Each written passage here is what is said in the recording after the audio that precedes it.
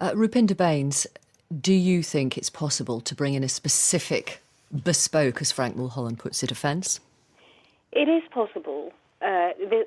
Bringing in a specific bespoke offence will take a lot longer than perhaps amending what we currently have. I mean, the Protection from Harassment Act exists at the moment.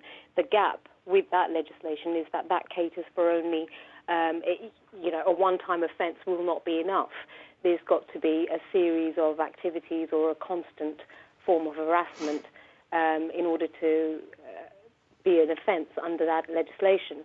So if that was filled in and there was an amendment to that Act to say that perhaps, a single posting, bearing in mind you've got to fulfil other criteria such as the mental element behind this, then that probably would be a quicker resolution to this issue. Mm.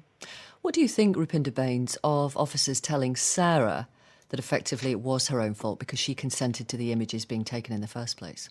We hear that so often, and it's not just in revenge porn, which is serious enough in itself, cyberbullying or anything to do with the internet, full stop. The lack of education that exists out there, the lack of empathy with the effects and the repercussions on the victim, it's so common now within the police. If the police themselves are not trained and the public are not made aware of the potential offences that could be caused, then that's going to be the starting point. The police need to be educated, and then we can move on. Who owns the rights to photos of an individual online? That's not as straightforward as what it may appear. If it's a photographer taking a picture, a naked picture of somebody, a naked picture per se is not an offence. There's lots of other elements that need to be taken into consideration about the consent, etc. So if it was a professional photographer taking the picture, then the copyright in that would belong to the photographer. Yeah. But if you've taken it in a private situation, then that copyright would belong to you.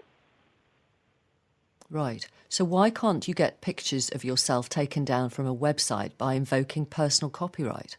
You can, and also breach of privacy. Yes. You would do that, but again, it's not a criminal offence. So at the moment, it's a civil action, and as a civil action, this will take time. It costs a lot of money, and individuals don't have that sort of money to go to a law firm to firstly identify who it was. You may not know who's put these pictures up. It may not be the ex-partner. It may be somebody else who's got hold of the pictures. So you need to identify who it is. That involves getting all sorts of injunctions from the High Court, termed Norwich Pharmacal orders, going through that route, finding who it is, and then going after the websites themselves. These are long, staged-out processes which can cost a lot of money. Yes, it can be done. Have you done it? Yes, we have. Yeah. And we've uncovered identities, and we've taken down images as well. Websites themselves, there can be issues. It's not as straightforward if websites are hosted in abroad. Remote regions. Yes. There are complications, but we have been successful and we have taken many down.